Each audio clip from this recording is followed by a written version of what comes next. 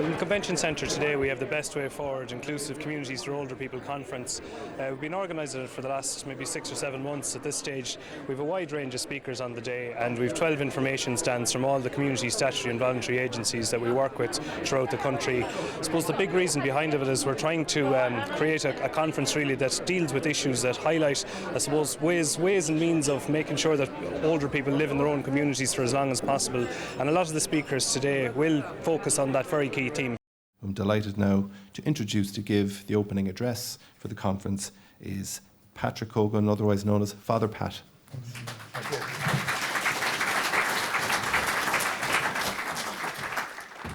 Good morning, everybody. And there were a few of us involved. Michael O'Doherty down there in his blue Ganzi, he was also involved at the beginning, and others. And we've had a lot of teamwork over the years, so it has been a teamwork approach right across from the beginning with Respond. We want to look out and see the world around us. We want, as older persons, to participate in the lives of young families around us. And we want to be fully participate in the life of the community in general. So I welcome you all to our discussions today, and I thank the speakers for coming along and for giving us the experience that they have themselves developed over the years. And I thank you for your participation. God bless. Thank you very much.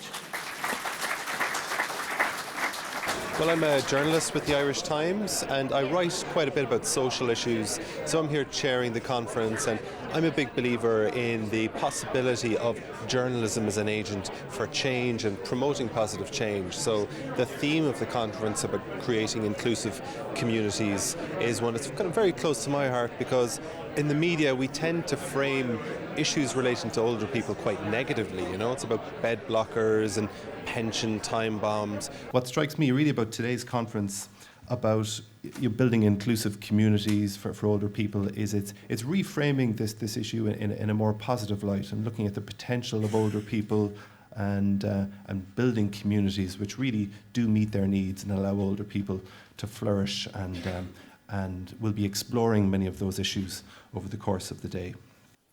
We, everyone here, we will all grow old if we're lucky enough. And we all have a responsibility to ensure that Ireland is a great place to grow old in. Well, we got involved with Respond because of what Respond do. Respond are looking after, out of the 5,500 houses that they provide to the community, I think 25% plus are for older people, and that's the space that we're working in. Also, the difference with Respond to a lot of other organisations is that it's not just about housing, it's about social integration, community, and that's what we're all about. So there's an awful lot of synergies between our two companies.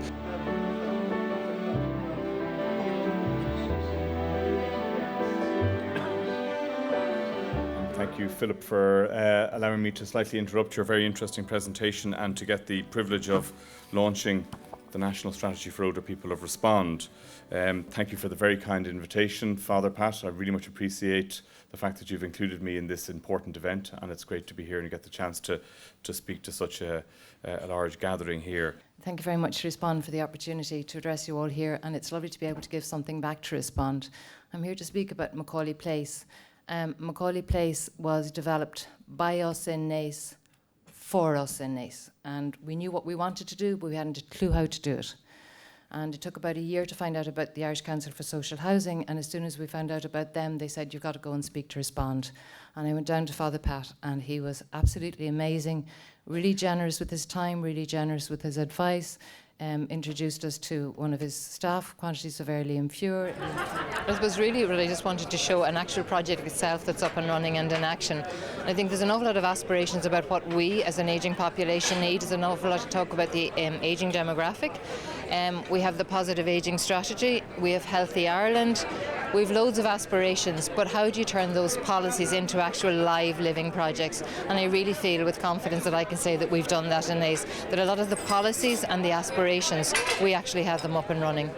My interest in elderly started quite early. My father was 64 when I was born, so I was very aware of ageing issues growing up, and he had dementia when I was 12. And I've come here to talk about elder abuse, which is a really significant issue for Irish people, and I'm hoping that public awareness will be raised so people can respond and be empowered to respond to themselves. some of the motivations for people to join there were a lot of life transitions, such as people being widowed or bereaved, and they often felt lost and lonely and felt that an active retirement association could suit me. That's a quote from one of the interviews.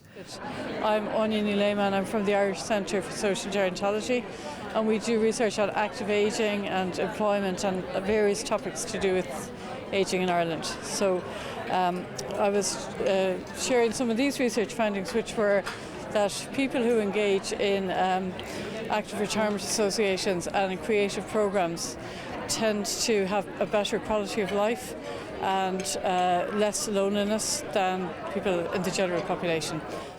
Can you sing? Or anybody old enough to remember Maurice Chevalier in Gigi? He's glad he's not young anymore. All right, sing with me. The fountain of youth is dull as paint. Methuselah is my patron saint. I've never been so comfortable before.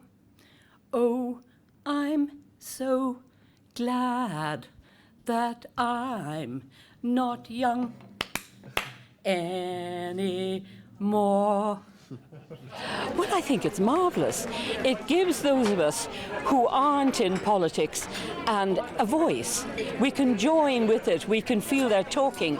And look, Respond is so marvellous. I was at the opening of the Blackpool thing. It was the first time I saw it. It is beautiful. I would love to live there. They are doing a wonderful job, and anything that I can do to help, I'd be delighted to in my own small way.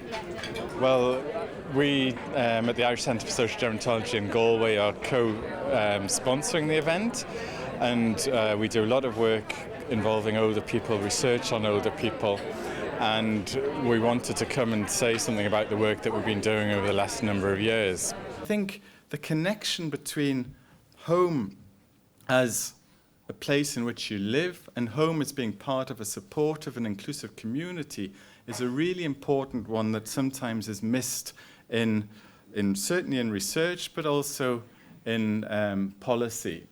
My name is Eamon Timmins. I work for Age Action, which is a national charity for older people. The purpose of Positive Ageing Week is to celebrate, and we're speaking to the converted here, but for the rest of the society, it's not necessarily the converted, celebrate the fact that we're all living longer, and that's something to be celebrated, and also to recognise the contribution which older people have made in the past to our communities, but more importantly, and particularly at a time of austerity, to recognise the contribution which older people are still making to our communities today.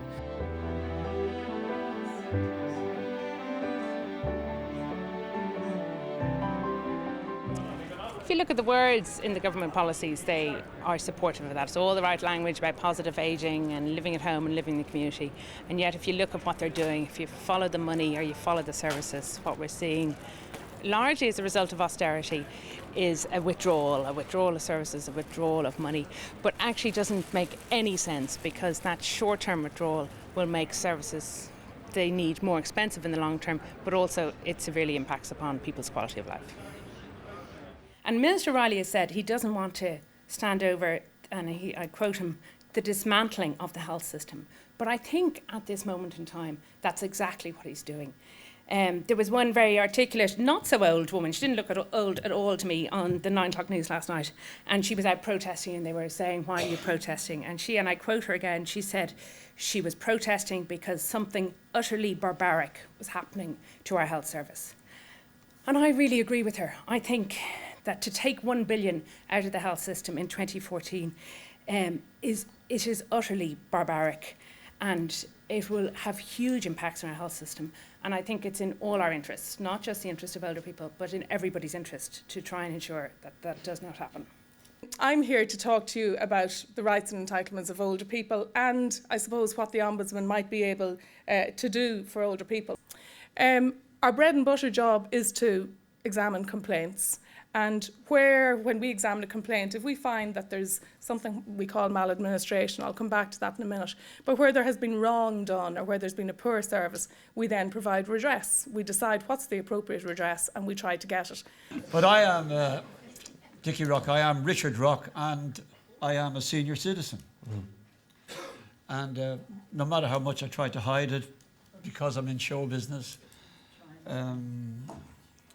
I understand the plight of a lot of the older people. Well, I think I'm very lucky to be in the business I'm in. I think show business helps me, or helps people in show business to be young and to try and act young anyway. Yeah. But also to try and keep fit, as fit as you possibly can.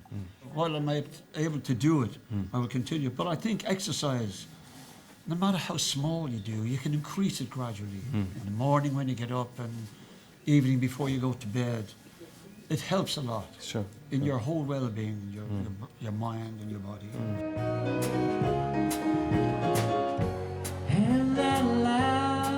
The whole day went well. We had a great range of speakers, first of all, and we're very, very impressed by the inputs. But more importantly, there's a great range of people from all over the country. I was talking to people from nearly every county at one stage, and also there was a lot of agencies. I think every community, statutory and voluntary agency working with older people were represented today, and a lot of hard-hitting topics came up. And I suppose in terms of, it's very difficult to deal with subjects like elder abuse and poverty and things like that. But there was also some lighter moments too. Imelda Byrne, she provided a bit of jollity in the morning. And in the afternoon too, they're currently in there still listening to Silfox, and Dickie Rock went down a huge treat now. I think the whole personal experience was huge, and people just stayed really for Dickie in the last minute, but all in all we're delighted with it. The way you look tonight.